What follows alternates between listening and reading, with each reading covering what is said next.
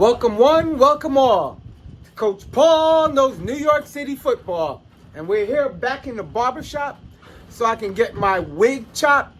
I got hair that Brazilians would buy. Alright? That's how fly my shit is. So I'm gonna get it tapered up, cut up, chopped up a little bit. Got the master barber himself, Davon, here. And I got the homie, D Daddy, chilling in the shop so I can get this chop and get me a nice little haircut and have some discussions about football while we're here.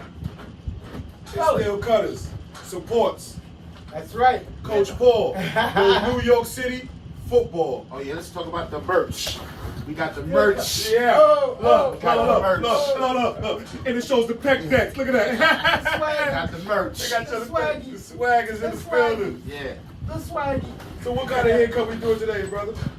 Maybe a skin fade and leave the hair top on up there. I don't know. You're the artist. Maybe you decide. Well, look, I got a suggestion. What? We were what's that? talking early off camera about cancer and you know, talking about how reality is real out here. Right. And we've lost some Affects everybody's close family. people. Recently, I think Tracy Braxton, the Braxton sister, just passed away recently. Oh, wow. Last week from cancer, right? Wow, God so rest it's his hit soul. people God rest his heavy in the home. So my thing is, for you to support that, I'm suggesting that maybe we cut it all off. Wait. The support, just the Wait. support. I mean, that's the thing they do, right? Wait. Then what are the Brazilians gonna do? Hey, listen, Where they gonna buy their hair from? Listen, we can sell what we have and wait for the patch to grow back. And it's Harvey season coming. Wait. My tender locks, my curly locks. Would it be the first time ever after birth that we go all the way down with the ball? Kind of just about. I mean, listen, let's support. I mean, that's the way you support it. Show full support for cancer survivors. I guess you gotta put your money where your mouth is, right? Yeah, I mean, listen, I'm almost there. I don't have far to go, so And Davon, he almost there, so let's keep a unison. Let's I mean, let's just do it, man. Let's not even think about it. Let's just take it. Okay, brother. D Daddy called out Coach Paul knows New York City football, but let's take this one step further. Okay. I'll chop the wig off. I'll go skin. I'll go all in. If people out there that's watching this video will donate to the American Cancer Society, St. Jude's, all those organizations that help out cancer victims and patients, Research. the research, Yeah. the families that are living this. that are living through it every day. Yeah, They're living this. It's crazy. This reality. Right. All right. Coach Paul's all in. Put your money where your mouth is. That's where it's at. I'm a community guy, Hold on. and this is for the community. I would like Scrape it. I would like people who and full support of that after you make that donation on all your social media platforms. Tag Coach Paul knows New York City football, and just tag him. Hey, show them that what you did. You don't have to say what you gave. You know what I'm saying? And if you want to support and cut it off, post a picture. We'll tag it. And in support of you. Well, we're gonna get to it, cuz. Yeah. So let's just go. And always remember, Coach Paul says when it comes to cancer, I got 2 words for you. Oh man. That's what I think is cancer. Right. We're gonna beat it. Right. Go ahead, scrape it, bro. I'm with you. Like a barber, we start in the middle. Oh, So it's no backseats. You start in the middle. Oh, I'm getting the beating already. Man. Start in the I'm middle. getting the beating. I just hope there's no dents in that road right there. Oh, Right. no. Right. Oh, no. New York City potholes on top of that. This is supporting cancer for real. Oh, no. Oh man. And recently I had one of my fraternity brothers, one of my players pass away from cancer. So, Right. it's very meaningful to me. And, no family should have to go through that. And we still don't know what causes so many of these cancers. And he was my quarterback. Oh, yes. God rest his soul. God rest his soul. So, cancer is a very serious thing, and anything we can do to support it, we will. But, like I said, F cancer. That's how I feel about that. It doesn't discriminate. You know, every walk of life, gender, you know, it just will, you know, just creeping in your family, and people are going through it. You know, it's horrible. You know, the pains and the different surgeries some people have to go through, and remission, and then it comes back, and you know, then people lose their life, and you know, people lose limbs, and you know, so we just want to find the right research that is able to help those who are suffering. So no one has to suffer, you know. So maybe one day it's just a matter of just getting a pill. And So shout out to you, Linwood, and your family, from your coach and your running back. Amen to that. And to everyone who's lost somebody, you know. And sorry for your loss, Jackie. Yeah, I know it still hurts when you lose anybody, you know. Amen to that. You know, those memories are great. Because they really met. Tell you the truth, that's my boy. Right. Him and his wife met. Rosedale Jets football. Okay. Right. She was a cheerleader. Okay. And she from my hood. Okay. You know what I mean? Okay. That's like American fairy tale stuff, right? Yep. The quarterback and the cheerleader. And the cheerleader. Right. Since Pop Warner football American days. story, baby. Since Pop Warner. It actually Black happened. family football. Yep. Yeah, man. So, well, Coach, I mean, that's you know, let's move on to you know, more brighter lights. You know, I know that's a hard subject to talk about. Yeah. It's an important subject to talk about. But let's move over to you know, some other topics that have been going on, some other things that have been happening. You know. What's on your mind, D Daddy? I mean, there was another subject you brought up. You know, made me think about, and it's been brought up in the news. It's been brought up by our current mayor, Eric Adams, who was discussing some technology that they want to put in schools that we don't know about, that they actually said they're working on. We don't know what this technology is, but this technology supposedly in schools are going to detect whether students are bringing weapons in the school. But before they get I thought they were called metal detectors and security officers. but they said they have this other technology that's going on that they can't just, they've been working on it.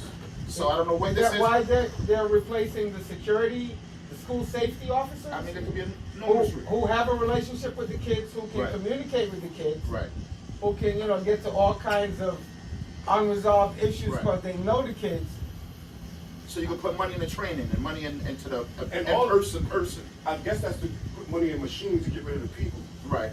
Because if you have a technology that's gonna find that out, what you're really doing is you're taking the human element out of all investigation. You're Right. taking all human forms of help and aid for the children, because computers don't have no sympathy, no love, Right. no nothing. But let's talk about that. The human element. Mhm. Let's get to the point. Why do these kids have the need, or you know, they feel they have to bring a weapon to school? What's been happening? You know, this has been going on since I've been in school. Yeah, You know, but and you know, it's just gotten, you know, even back in the '60s when they had a switchblade, you know, But that razor was- blades, and that then was it's all elevated. gang, that was all gang related. Yeah, but not just the gang related, just kids who feel that they need to have something for survival because of the environment that's going on. But why is that they get to the point where I'm just trying to go to school to get an education, and I need to protect myself. I have to bring something just in case. Right. Listen, D, you touched on the subject that most people don't want to talk about, which is people that carry weapons are not always the perpetrators and not always the bad guys. No. Right. There are people that carry weapons because they know the bad guys have weapons too, and they don't want to get caught with their pants down. Yeah. Or they was good kids, boy. I'm sorry to cut you off. And what happens is, because I know from personal experience, a lot of people that started carrying weapons when I was in school was based off being threatened first. Right. Now, when you threaten with somebody who, like I said, and I ain't going to say gang related, but we all know Street bully. even neighborhoods was still gang related. Right. If I'm from 234th Street and you from 233rd Street, it might not be quote unquote Bloods and Crip gang, but we still block Right. Right. So with that situation, you already know that if you threaten me, right, Yeah, and life. I'm a regular student, you threaten me, I know for a fact, even if my hands is good and I beat you up, I got all of them coming after me, Right. because you are affiliated with something. Yeah. It doesn't have to be a particular gang or a particular, even a football team. If you mess with the captain of the football team, the whole football team is going to come for you. You're still affiliated, Right. and I'm not affiliated. So to protect myself, I'm going to bring Right. a firearm, a knife, a bat, or something, put in my locker, put it in my book bag, because I have to defend my life while I still have to go to school. I can't run from that because my parents will not allow me not to go to school. Right. But here's my question is. Go ahead. How did it get to the point where the fit in your life, where it's that dramatic? Because there was a time where if I had a beef with you, and just like you said, either I can throw my hands with you, or I know I'm gonna take the loss. But it was, we met up. We met up after school. Remember at 3 o'clock? 3 o'clock. 3 o'clock. 3 o'clock. I don't know if that's all over the country, but 3 o'clock meant something. 3 o'clock meant Parking lot. somebody is about to throw them We hands. scrapping. Everybody waiting. Some scrapping somewhere. And if my boy is losing, I'm jumping in. Right. And we having a rumble. Right. But the point is, you got knotted up, lumped up, but you survived that. But now we get to the point where people don't even want to throw those hands. Where did that leave? Like throw the hands. Because it's easier to get it all done. Let me give you an example. When I was growing up out here, right? Sad. When I was growing up, we were scrappers. We fight. That's what we do. You know what I'm saying? But then you have one dude out of the whole crew might have a pistol. Right. Or one dude in the crew might have a knife because it wasn't rampant like it was now, right? So we'll fight. Then I'll jump you because you beat my man up. Then they'll jump this. Then they go to bat. So kids started getting to the idea of get right to the point. And then a lot of these kids don't know how to fight. And the one thing you are not going to be able to do is beat them up and embarrass them in front of their girlfriend or friends. That is why every time you get into an argument, it's almost an automatic death sentence. Because the embarrassment, like, you can beat somebody up, but when you beat him up and now you terrorize him, like really, really to destroy him, his pride, his ego, all these things are hurt. Then he had people laughing at him. Then nowadays you got everybody on social media instead of helping you. Social media just stay right there. Go ahead. Stay right there. Exponentially. That's an excellent point. I get what you're saying about the embarrassment back in the day where the people who actually witnessed, saw it, brought it back to the community, brought it back to the school the next day as to what happened, who lost, who got the best of. But the problem now is that element of social media where people are posting these fights and the world is seeing this fight if it's a popular video, right? And people who don't know you are making comments, reposting. Right. And now you have not just your hood, your school, you the have world. the world scrutiny. The And now world. you just feel that total embarrassment that, you know what I'm saying, the world is looking at me. And I think that's what happens when people say, you know what, I can't allow the world to judge me.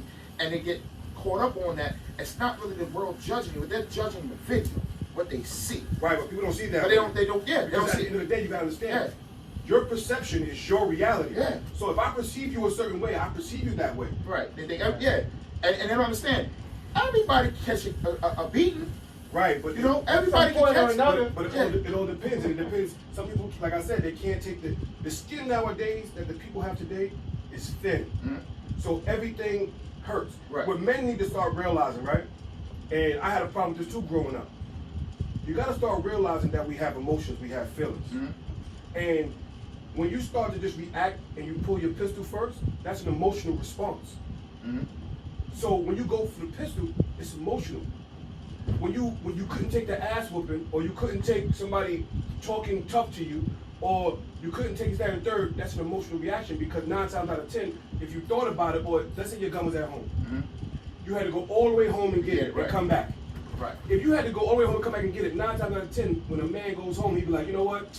Fuck them niggas, I'll see them tomorrow. Right. Because you already, now you in your second thought.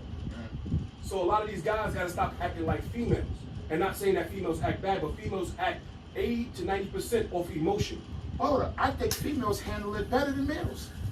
If you look at the percentage of what happened with violent crime, I feel that females are still ready to throw hands Because they don't- and scrap on sight opposed to going to get a weapon or use it. Because when you see online, the majority of fights online with females, it's group, it's hand being pulled, You outfit. understand though? So they That is will their- handle it. No, that's their element. Right, But but you understand, look, What a conversation. look, that's a man's element. A man's element, we always try to out for another man, Right. right? So the point is this, like, if a guy shoot a gun, he want a bigger gun than the gun that was shooting, Right. right? It's always about outforing or outdoing the next person. Women don't do that. Women will stick to the fighting because that's what they know best. They're not like men are protectors.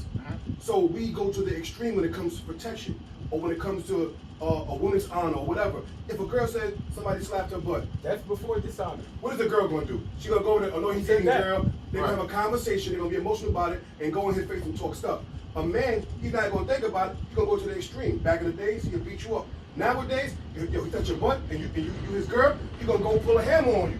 Right. Because for fear that you might have one. But I think that's the fear of that. Like, I don't know if I got this right. There's a song, and I want to say it's Jay-Z who says, what's his quote? His quote that he respects the shooter. Is that what the quote is? No, he says, y'all respect the person who gets shot. I respect the shooter. Right. And that, to me, I'm flabbergasted by that statement. Because I respect the person that gets right up on you with them hands. That right. When I say, that's who I respect, that person that's willing to get at you. Because I think when you say about the alpha in us, we have lost the fact that as men, we're used to just hostile, confrontational, that situations that don't necessarily have to get to violence. Like, we'll be on the basketball court and get scrappy with each other, right? Pushing, shoving, no hands, the boys break it up, and go back to the game, and you forget later in the day, these two was fighting.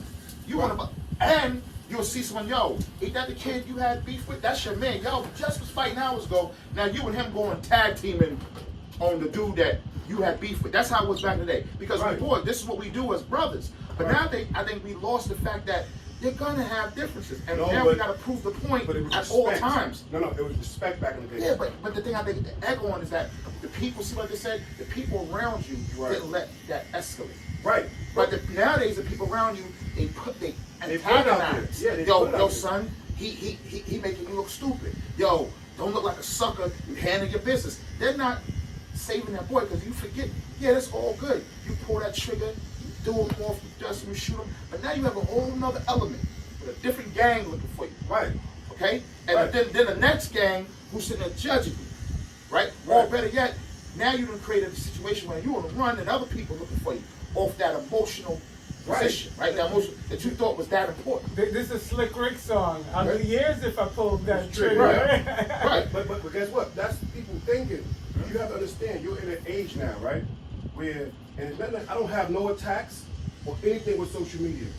The only thing I have to say, and it's not an attack, is that people have watched this stuff so long till they dehumanize themselves to it. So now it's no longer someone hurting someone. It's entertainment. Right. Because you're watching murders from other countries and everything on the internet. Man. You watch something long enough, it becomes habit in your mind. Right. Because back in the day was this movie, it was a cult movie. It was called what was it? It was something Fear Factor. Faces of Death was the name of this video, where things like that would happen. You would see people get their arms cut off in other countries. People get shot, by stood up. Like nowadays you see this stuff, and no one. People are standing there. People trying to run to get their cameras. They view something. They like something. Then no one's getting involved. You know what I'm saying? They're spectators to it. So it's like you said. People have taken themselves out of the human, element, and now just become watchers. Because it's better, not just more profitable, but it's just better that way. No, you said it right. It's more profitable. But it's better that way though. It's profitable. So what happens is there's elements out there that love the fact that this happens. So let's talk about this. I want to stay on the same track. Let's talk about this. So you have that element. You have the people willing to pull that trigger, willing to go ahead in the street and keep their name, keep their rep, right?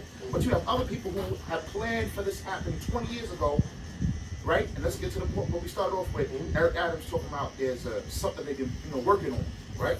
And we all know most likely going to be some kind of computer, some kind of AI, right, involved in this. Okay, and all this turns us to what more people will be put into these prison type camps or these prisons because they need you to commit these crimes. So they need you to be out there producing bodies to put in these places that make money. And then they need to show that what they're doing is helping, right, to supposedly clean up crime. So they need criminals, right? Because it's a criminal act. When you pull the gun on someone, you're not a licensed carrier of a gun. I happen to be. And if you are, you know that there's certain things you cannot do. You have to be in a situation where your life, is in danger and you can prove that. Depending on the state you're in, because Florida is stand your ground. Stand. You don't have to have a weapon. You could be just walking towards me. Yeah, stand your ground, but people understand. And still stand your ground with paper, because you got to defend that. So you better make sure you understand what you did and why you did it. You know what I'm saying? Now people out here with illegal guns. Now you have to pay lawyers. You know what I'm saying? Or you can't pay a lawyer. Now the state has to pick up the bill, and that comes out of our tax dollars, right? Now we have to house you, feed you, look for you. You know what I'm saying? It's a business, and then they can pay for that. But even before you get that, the entertainment of television, right? If depending on the story, it becomes a movie or it becomes newsworthy for other people to watch, right? So this, to me, it's just a business of entertainment of what's it called? Voyeurism? Is that what they call it? But that's tough to rap in it. But still, the people are entertained and turned on by this criminal behavior, right? You know, because people want to sit and watch. As long as it's not my neighborhood, I want to watch this. I'm entertained by it. The more real, the better. I mean, you know what it is though? What makes me angry, what grinds my gears, that really upsets me, why are all the solutions always hammer and nail solutions? Right. You know, why is it always a hammer and nail solution where someone has to be locked up and incarcerated, or someone has to, you know, suffer some sort of penalty to fix a freaking problem? Why? Why? Yes, sir. I can't be a human. We have a lot of personal conversations, and you mentioned something. A lot to me is something that you said. Coach Paul, you said that a lot of things happen because that they've taken a lot of things out of after-school programs. Yep. You know, people being in like, you know, things like, you know, the Boys and Girls Club. I know the Boy Scouts have got a name over the years because of growing up doing horrible things. But I was in the Boy Scouts, and it kept my mind on I had to be somewhere. See, when your kids have to be somewhere, and football was one of the greatest things for the Brooklyn Scouts. You know why? Because I knew I had a time to get out of school, get home, get my equipment, get back on the train, and get to Prospect Park parade grounds. Because if you wasn't there on time, you was doing them crab walks. Right. Or you have to run an extra lap. You was doing that. Right. You were doing the You know what I'm saying? You was doing that.